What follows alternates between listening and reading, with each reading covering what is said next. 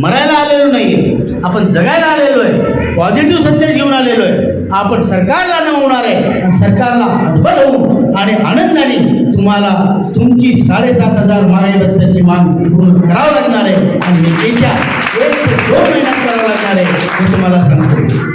जर 4 एप्रिलपर्यंत आपली मागणी पूर्ण झाली नाही तर मोठ्या आंदोलनासाठी तयार राहायचं.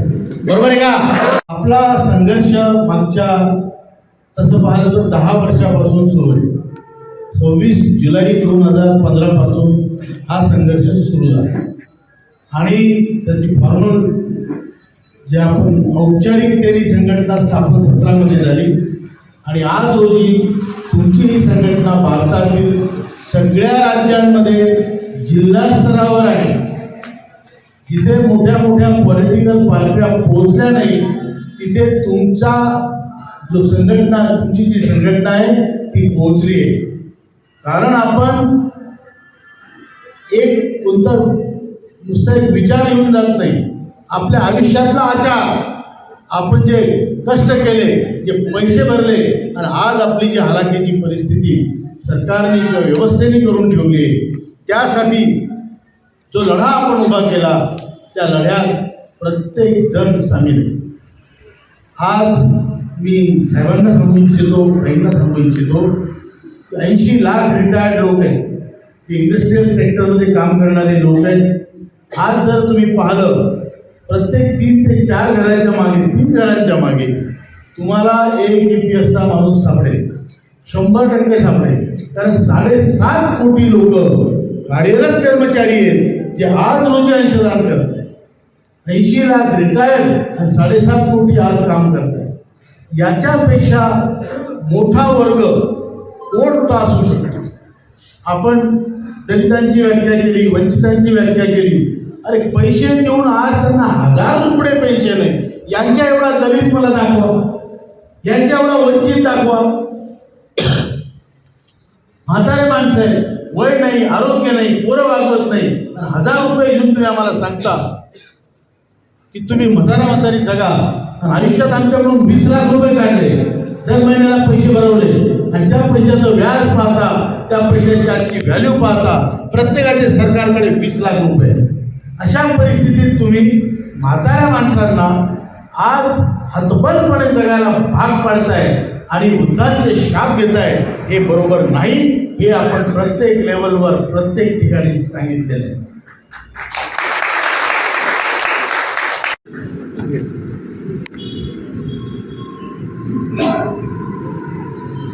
आपण 10 वर्षात अनेक आंदोलनं केली. आपण भिक्षा मागून ते पैसे मिळालेले पंतप्रधानांना पाठवले जाऊ. आपण काय हो पाठवले. त्याचप्रमाणे आपण अर्धनग्न आंदोलन केलं. दिवाळीच्या दिवशी उपवास केला कडकडीत. आपण असं एक आंदोलन आहे, भिक्षा मागितली, अर्धनग्न झालो, उपोषण केलं. आज बुलढाण्यात 6 वर्ष 4 महिने झाले उपोषण चालू आहे. 6 वर्ष 4 महिने रात्रंदिवस 50 वृद्ध माणसं बाया कमीत कमी मंडपात असतात आणि उपोषण करतात. कधी 100, कधी 200, कधी 50. आणि रोज ते निवेदन आपल्या पंतप्रधानांना जातं, वित्तमंत्र्याला जातं, तुमच्या श्रम मंत्र्याला जातं, कलेक्टर मार्फत. तरी यांचे डोळे उघडत नाही आणि फुकट वाटायची स्पर्धा लागलेली आहे. प्रत्येक राज्यात असो, केंद्रात असो. पक्ष पार्टीशी आम्ही काही म्हणत नाही कोणाला काही, पण आमचा हक्क आम्हाला द्यायला आमच्या वेळेसच तुमचा सत्यनारायणाचा प्रसाद संपतो कसा काय? हा प्रश्न आपण विचारतोय. 2 वेळा आपण पंतप्रधानांना भेटलो. या जेवढाच टेबल आहे, अर्धा तास चर्चा दोन्ही वेळ झाली. त्यांना प्रश्न पटला, मुद्दा पटला. त्यांनी त्यांच्या मंत्र्यांना बरोबर डॉक्टर जितेंद्र सिंगजींना घेऊन यायला सांगितलं. यांचा प्रश्न सोडवायचा म्हणाले. हे झालं 4 मार्च 2020ला. आज मार्च 25 झाला, अजूनही त्याच्यावर काही परिणाम झाले नाही. मिटिंग झाल्या भरपूर. तुमच्या ब्युरोक्रॅटिक लेवलच्या, टॉप लेवलच्या मिटिंग झाल्या. Cabinet secretary, finance secretary, expenditure secretary, श्रमसचिव सगळीकडे आपल्या मीटिंग झाल्या, पण परिणाम अजूनही आलेला नाही. वित्तमंत्र्याशी आपल्या 3 वेळ चर्चा झाल्या, फॉर्मल चर्चा झाल्या, कॉन्फरन्सेस झाल्या, पॉवर पॉईंट प्रेझेंटेशन श्रममंत्र्याला झालं. 4 श्रममंत्र्याच्या समोर आम्ही कमीत कमी 25 वेळ आमचं डोलकं घेऊन वाजवत बसलो, पण काहीही परिणाम झालेला नाही. पण तुम्हाला एक सांगतो, सत्याला अपयश नाही. तुम्ही जिंकणार आहे या पुढच्या 1 ते 1.5 महिन्यात तुमचा सगळ्यांचा विजय होईल. साधी लढाई नाही आहे. आपण जे रामायणात महाभारतात वाचतो, ऐकतो, आपल्या पुरातन ग्रंथात ऐकतो, माकडांची सेना घेऊन, वानरांची सेना घेऊन एक वनवासी राम आदत्राणे नव्हते. अशा माणसांनी एका बलाढ्य सोन्याची लंका असलेल्या 10 तोंड असलेल्या प्रचंड मोठ्या सैन्याचा जो पृथ्वीवर राज करत होता अशा रावणाला हरवलं. केवळ वानरांची सेना. हे सत्याचं बळ आहे आणि हे तपश्चर्येचं फळ आहे. मी तुम्हाला सांगतो, त्यागाशिवाय काही होत नाही. तुम्ही तुमच्या घरादारासाठी त्याग केला, तुमच्या मुलांच्या शिक्षणासाठी त्याग केला, तुमच्या आईवडिलांसाठी त्याग करण्याची त्यावेळेस पद्धत होती, तुमच्या भावा बहिणीसाठी तुम्ही त्याग केला. आणि एवढं सगळं करून जेव्हा तुम्ही म्हातारे झाले तर या देशासाठी तुम्ही त्याग केला. त्या देशानं तुमच्याकडे पाहू नये आणि केवळ गुटबाजी करून अमुक जातीचे त्याला अमुक, तमुक जातीचे, जातीच वाटलं. आपलं जातीचं नातं आहे का? धर्माचं नातं आहे का? कामगाराचं नातं कर्माचं नातं आहे. आपण सगळ्यांनी काम केलेलं आहे, कर्माचं नातं आहे. म्हणून असा समाज या भारताने घडवला पाहिजे की ज्यांची नाती कर्माची असते. तुम्ही लोकांना कॅटेगरी केल्या, वंचित, दलित, महादलित, पददलित. अरे यांच्यापेक्षा दलित कोण आहे? कोण आहे? म्हातारपणी ज्याचे हाल आहेत, पोरं पाहत नाही, त्याच्याकडे 1000 रुपये त्याला मिळतात, त्याच्या बायकोसमोर सोबत त्याला राहायचं आहे, त्याला आजार आहे, त्याला आरोग्य सुविधा नाही, तुम्ही फुकट धान्य वाटता, यांना नाही कारण पेन्शन. जे ज्या सुविधा सरकारच्या योजनेमध्ये आहेत ते यांना लागू नाही कारण त्यांना पेन्शन. अरे किती पेन्शन आहे विचारणार राजा? 300 रुपये, 500 रुपये, 36,60,000 लोकांना 1,000च्या आत पेन्शन. आणि आम्ही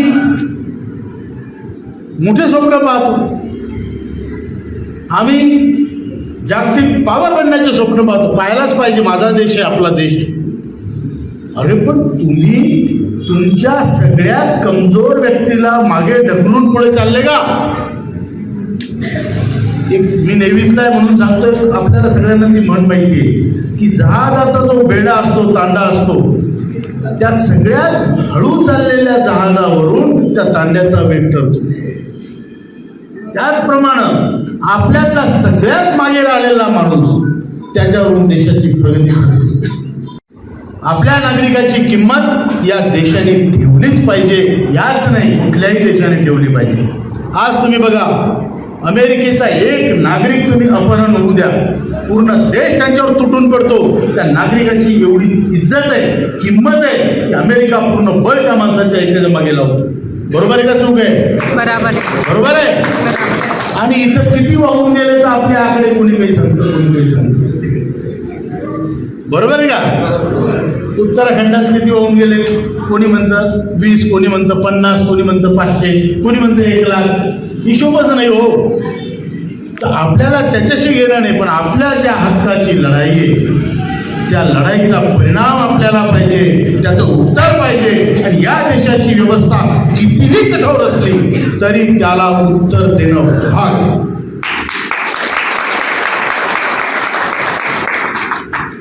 आपल्या लढाईला यश येण्याच्या फार दाट शक्यता आहे. मी परवाच दिल्लीत होतो. 17, 18, 19 आमचा दिल्लीतला प्लॅन होता. आता या मिटिंगसाठी म्हणून तुम्ही बोलवले, मी शब्द दिले म्हणून मी दिल्लीतून काल परत आलो, संध्याकाळी सकाळी इथे आलो. आपले 2-3 लोक तिथे दिल्लीत मी मागे ठेवले. आदरणीय वीरेंद्र सिंगजी जे महासचिव आहेत, आदरणीय PN पाटील जे राष्ट्रीय सल्लागार आहेत, आणि आदरणीय बहुगुणाजी जे आपले राष्ट्रीय सचिव आहेत. हे 3 लोक आता सध्या 1 वाजता आत्तापर्यंत कदाचित ते भेटले असतील. डॉक्टर जितेंद्र सिंग जे PMOचे राज्यमंत्री आहेत, त्यांनी त्यांना आता वेळ दिली होती. या सगळ्या ज्या प्रयत्न चालू आहेत, हे प्रयत्न आपल्या लवकर यश मिळावं यासाठी. कारण आपल्याला जाणीव आहे, आपल्या कमीत कमी रोज 200 लोक मरतात. EPS मधले 200 लोक रोज मरतात. 185 ते 205 या दरम्यान लोक रोज मरतात. आणि यांना न्याय कधी मिळणार? तो मेला त्याला काय न्याय मिळणार? आणि म्हणून आपल्याला घाई आहे की हा प्रश्न सुटला पाहिजे. आपण इतर संघटनांसारखे नाही, मी आता नाव घेत नाही, जाऊ द्या, राष्ट्रीय संघटना आहेत सगळ्या, पण निवड दुकान आहे. दुकानं काढून बसले, जितका प्रश्न लांबेल तितकं दुकान चालेल, असा कार्यक्रम. आता मला सांगा, 7,500 महागाई भत्ता ही आपली पहिली माग. दुसरी मागणी, सर्वांना मेडिकल फॅसिलिटी पती पत्नींना मोफत मिळायला पाहिजे 58 वर्षापासून रिटायर्ड झाल्यापासून. तिसरी मागणी, सुप्रीम कोर्टाचा जो निर्णय असेल तो तंतोतंत लागू करावा हायर पेन्शनच्या बाबतीत. ह्या मागण्या आपल्या घेऊन आपण चालतोय. ह्या मागण्या घेऊन आपण पंतप्रधानांशी चर्चा केली, वित्तमंत्र्यांशी चर्चा केली, श्रम मंत्र्यांशी चर्चा केली, ब्युरोक्रॅटिक टॉप लेवलची चर्चा केली. त्याच्यावर सगळेजण हो म्हणताय, किंवा पाहतो म्हणताय, किंवा करून करण्याचा प्रयत्न करतो म्हणताय. मागणारा आणि देणारा या दोघांमध्ये संवाद चालू आहे, किंवा भांडणही चालू आहे, वादही चालू आहे, संवादही चालू आहे. आता त्यामध्ये तिसऱ्या कोणीतरी येऊन म्हणत यांना 5,000 रुपये द्या. अरे त्या बापाचा माल आहे करायचा. BMSनी काय मागितलं? यांना 5,000 द्या. अरे BMS जरी तू संघटना सरकारच्या पार्टीची असेल तरी तुम्ही रिटायर्ड लोकांचा तुमचा काहीच संबंध नाही. तुमचा संबंध कार्यरत लोकांसाठी, तिथं तर पडा ना, त्यांच्यासाठी मागा ना हक्काच्या गोष्टी. पण ते नाही, इथे येऊन बिबा टाकायचा. तुमचं दूध उकळायला लागलं की यांनी त्यात निंबू पिळलंच पाहिजे. पण हम भी वो आहे, आपण पनीर करून खाऊ, बरोबर आहे की नाही? आपण पनीर करून खाऊ, शाही पनीर. आज त्यांनी 5,000 मागितले, कारण त्यांना वाटतं 7,500 महागाई भत्ता माझा बाप देणार आहे. अरे या देशाचा बाप देणार आहे. पण तू कशाला मध्ये येतो? तू कशाला म्हणतो यांना 5,000 रुपये द्या? बरोबर आहे का चूक आहे? बरोबर आहे की नाही? त्याचप्रमाणे ज्या डाव्या संघटना आहेत त्यांना वाटतं हे जर झालं तर मग आपल्या मागं कोण मिळणार? मग ते काय म्हणतात, यांना 9,000 द्या, 10,000. म्हणजे जीव देऊ शकत नाही ते मागायचं. म्हणजे चित भी मेरी, पट भी मेरी, आंटू मेरे बाप की, असं जे की नाही. पण आपली संघटना आहे ही राजकारणी संघटना नाही, ही सामाजिक संघटना आहे. आणि या समाजाला, EPS समाजाला न्याय देण्यासाठी आपण वचनबद्ध आहे, कटिबद्ध आहे.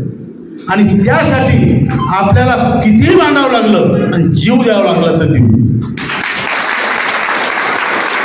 काही नाही साहेब, आमचं झालंय 95% आता झालंय, जवळजवळ आलंय आयुष्य. घरात सडत मेल्यापेक्षा आपण साला रस्त्यावर लढत मग काय म्हणताय? बरोबर आहे की नाही? अतो वा प्राप्तसी स्वर्गम जित्वा वा भोक्षसे नाही. अरे मेलो तो स्वर्ग मिळेल, आणि जिंकलो तर पृथ्वीचं कमीत कमी 10,000 रुपये महिन्याचं राज्य तर मिळेल. बरोबर आहे की नाही? काय पाहिजे आम्हाला? हे पाहिजे की आमची उर्वरित जीवन स्वाभिमानानं आम्हाला जगता आलं पाहिजे. स्वाभिमान म्हणजे काय? आमच्याकडे 10,000 रुपये असले तर आमची नाक जर आमच्याकडे पळत आली, माझा हॅपी बर्थडे म्हटलं तर माझ्या खिशातून 500 रुपये निघाले पाहिजे. बरोबर आहे की नाही? माझी बहीण जर या म्हातारपणात माझ्याकडे दिवाळीला आली तर स्वस्तपणे 500 रुपयाची साडी तर मी घेण्याची लायकी पाहिजे की. विषय पैशाचा नसतो, त्या भावनाचं आदान प्रदान करण्यासाठी, मला भाऊ म्हणून घेण्यासाठी, मला आजोबा म्हणून घेण्यासाठी काही तर लागेल. बरोबर आहे की नाही? आता तू येत नाही म्हणतो म्हातारा नुसतं ज्ञान पासतं, काही देत नाही, चॉकलेट नाही, व्हिडिओ गेम नाही, अमुक नाही, आणि बस म्हातारा म्हणतो अरे आम्ही खूप अभ्यास केला, त्या लाईटाच्या खाली गेला कोणत्या रस्त्यावरच्या, हा आम्ही पायदळी शाळेत जात होतो. तो म्हणतो मग आता मी ऑटो सोडून देऊ का तुमच्यासाठी, मी पायदळी जात जाऊ का? वेळ काळ बदललेला आहे, पण माझी इज्जत जर मला या म्हातारपणी ठेवायची असेल तर माझ्या हातात 4 पैसे लागतील. आपण हे श्रममंत्र्याला, वित्तमंत्र्याला, प्रधानमंत्रीजींनाही आपण हे सांगितलं की जर तुम्हाला भारतामध्ये वेस्टर्न कल्चरसारखं, पाश्चिमात्यासारखं नुसतंच म्हाताऱ्यांसाठी कोणते ते वृद्धाश्रम काढून तिकडे त्यांना ढकलायचं नसेल, कचरा म्हणून ढकलायचं नसेल, भारतीय परंपरा संस्कृती जपायची असेल आणि वृद्धाश्रमाची संख्या नसेल पाहिजे, तर या म्हाताऱ्या लोकांना त्यांच्या घरात तुम्ही आर्थिक बळ द्या, त्यांना फायनान्शियली एम्पावर करा. त्या माणसाला इतकी ताकद द्या की त्याच्या सुनेने जर त्याच्या पुढे ताट आदळलं तर त्याची ही म्हणण्याची क्षमता पाहिजे की बाई मी आणि माझी म्हातारी 3 शेड घेऊन राहतो, 4,000 रुपये भाड्याचं 3 शेड, 4,000 रुपयाचा डब्बा. बरोबर आहे की नाही? तुझे आम्हाला उपकार नाही पाहिजे. अरे केलं, तुला वाढवलं, दिलं सोडून, पण आज रोजी मी अपमान सहन घेऊ शकत नाही हे म्हणण्याची ताकद आम्हाला पाहिजे. आम्हाला जर आमच्या मुलांनी कोणते टोमणे मारले, मी पाहिले खूप वडील पाहिले असे, मुलं लाखोनी कमवतात पण त्या आईवडिलांकडे 10 रुपये देण्याची त्यांची क्षमता नाही. बायकोचं ऐकून, तर बायकोचं ऐक बाबा, पण कितीपर्यंत ऐकायचं आणि कितीपर्यंत स्वतःचं. निव्वळ बायकोचं ऐकून आईवडिलांना तुम्ही त्या आईवडिलांची ताकद आम्हाला वाढवायची. आम्ही त्यांना हे स्पष्ट सांगितलेलं आहे की तुम्हाला जर भारतीय संस्कृतीचं वहन आणि जतन करायचं असेल तर पहिल्या आणि तिसऱ्या पिढीचा संबंध ठेवावा लागेल. आजोबाचं नातवाचं नातं असं आहे, तिथून संस्कृतीचं वहन होतं. आई वडील तर पळत असतात कामं करण्यासाठी, धंदे करण्यासाठी. बरोबर आहे का चूक आहे? तर तुम्हाला त्या आजोबांना फायनान्शियली एम्पॉवर केलं की नातू त्यांच्याकडे येईल की मी गेलो की मला आजोबा एक चॉकलेट. मला हे कळत नाही की एवढी मोठी व्यवस्था आणि इतके संवेदनशील लोक आहेत, खूप संवेदनशील लोक आहेत इंडिव्हिज्युअली, पण कलेक्टिव्हली आपण फेल का होतो. इंडिव्हिज्युअली तुम्ही कोणालाही भेटा, चांगला माणूस, कोणताही मंत्री पहा, तो तिथपर्यंत गेला म्हणून चांगला असेल, बुद्धिवानही असेल, पण संवेदनशीलताचा विषय जिथे आला तिथे आपण 10-20 लोक मिळून डिसिजन घेऊ शकत नाही. आपल्याकडे मॉब मेंटॅलिटी फार चालते. आपला हक्क बजावून घ्यायचा आहे. कोणी कोणाला फुकट देत नसतं. उद्यमेने ही सिद्ध्यंती कार्याणीच मनोरथ आहे. नाही संसुप्तस्य सिंहस्य प्रविशन्ते मुखम. सिंहाला सुद्धा धावावं लागतं, पळावं लागतं त्या हरणाच्या मागून, तेव्हा तुझं पोट भरतं. फुकट त्याला हरण येतं का तोंडात? येतं का? आपल्या तोंडात येईल का? आपल्याला धावावं लागेल, पळावं लागेल. आणि तुम्हाला सांगतो, स्वाभिमानासारखी वस्तू कुठलीच नाही हे आम्हाला मावळ्यांनी शिकवलेलं आहे. अभिमान आपला जिवंत ठेवण्यासाठी आपण कुठपर्यंतही जायला तयार आहे आणि आपली लढाई संपणार नाही. आपण आक्रमक होऊ शकतो, पण आणि लवकर रिझल्ट ताईने म्हणाले आक्रमक झाले असते, आक्रमक होऊ शकतो, पण आपल्याला आपल्या लोकांना मोठ्या संकटात टाकण्याचं नाही. नाही तर आज 1000 लोक, मी सांगतो आपण आवाहन केलं 5000 लोक आत्महत्या करतील एका दिवशी. बरोबर की नाही आंबेडकर? आपण ते करणार नाहीये. आपण मरायला आलेलो नाहीये, आपण जगायला आलेलो आहे. पॉझिटिव्ह संदेश घेऊन आलेलो आहे. आपण सरकारला न होणार आहे आणि सरकारला अद्भुत होऊन आणि आनंदाने तुम्हाला तुमची 7500 महागाई भत्त्याची माग पूर्ण करावं लागणार आहे आणि येत्या 1 ते 2 महिन्यात करावं लागणार आहे हे तुम्हाला सांगतो. जर 4 एप्रिलपर्यंत आपली मागणी पूर्ण झाली नाही तर मोठ्या आंदोलनासाठी तयार राहायचं. बरोबर आहे का? मग जिंकू किंवा मरू, हारू नाही. आपल्याला 2च चॉईस आहे, जिंकू किंवा मरू. पण हारणं आपल्या चॉईस मध्ये लिहिलेलं नाही. आणि म्हणून तुम्ही सगळ्यांनी कंबर कसून तयार राहा. आपला विजय निश्चित आहे, तुमचा विजय निश्चित आहे. ताईंनी म्हटलं तर तोरणाची तयारी करू, पण त्याच्या आधी लढायची तयारी सुद्धा करू. म्हातारे झालो म्हणून लढता येत नाही असं काही नसतं. म्हातारे पण जिवंत आहे की नाही? का मेलो? जिवंत आहे ना. आणि म्हणून आपल्याला आपल्या जिवंतपणाचं लक्षण दाखवायचं आहे, जिंकायचं आहे आणि आपल्याला विजय खेचून आणायचा आहे. त्यासाठी आज आपली एक टीम दिल्लीत आहे. मी तुम्हाला भेटायला आलो. आता परवापासून आमचं बेळगावपासून सुरू होणारे कार्यक्रम, बेळगावला 130 साखर कारखान्यांचं मोठा कॉन्फरन्स आहे. कारण आतापर्यंत हे जे कामगार संघटना कोणतेही असतील त्यांनी कामगारांना फक्त वेठीच धरलेले, त्यांची दलाली केली आणि मालकाकडून काहीतरी सेटराईट करायचं, तिथून पैसे सेटलमेंट करायचं स्वतःचं आणि कामगाराला वाऱ्यावर सोडायचं, हेच कार्यक्रम झालेले आहेत. आपल्याला आपली संघटना हे कार्यक्रम करण्यात इंटरेस्टेड नाही, कारण ही संघटना त्यागाचं बळ जाणते. त्याग शक्य नाही. आज इतके राजे झाले भारतामध्ये, एवढे राजे झाले, मोठे मोठे झाले. गुप्ता डायनेस्टी झाली, अशोका डायनेस्टी झाली, ते खूप मोठे मोठे राजे झाले. चोला झाले, पांड्या झाले, चालुक्य झाले. मग एका छोट्याशा अयोध्येच्या राजकुमाराला, रामाला आपण देव का मानतो? बाकीचे राजकुमार नव्हते का? त्यांच्याकडे मोठे हत्ती घोडे नव्हते का? कारण त्याने त्याग केला आणि वचन पाळलं. त्याग आणि वचन अशी गोष्ट आहे, त्यासाठी माणूस साध्या माणसाचा देव होऊ शकतो. आपण एवढे लोक आहे, आपण देव नाही, कमीत कमी माणूस तो हो. बरोबर आहे की नाही? तुम्हाला सांगतो, प्रभू रामचंद्र होण्याचा हक्क या जगात कोणाला नाही, पण लक्ष्मण होण्याचा आणि आपल्या रामासाठी भांडण्याचा हा हक्क आपला आहे की नाही? तो हक्क आपल्यापासून कोणी हिरावून घेऊ शकत नाही. आणि म्हणून सांगतो, तुमचा लक्ष्मण म्हणून सांगतो की जसा मी तुमचा लक्ष्मण आहे तसे तुम्ही कोणाचे तरी लक्ष्मण व्हा.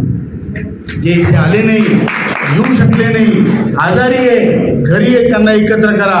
आपण दाखवून द्या जगाला की आम्ही सबळ आहोत, आम्ही दुर्बल नाही, घाबरणारे नाही, आम्ही लढणारे लोक आहे, हे दाखवायचं का नाही जगाला? आणि त्यासाठी आपण सर्वांनी कंबर कसून तयार राहा. आपला संघर्ष संपलेला नाही आहे. ज्या दिवशी तुमच्या खात्यात पैसे येतील त्या दिवशी आपण समजू की आपल्या संघर्षाला वेगळी दिशा किंवा वळण आपण लावू शकतो. एवढंच बोलतो.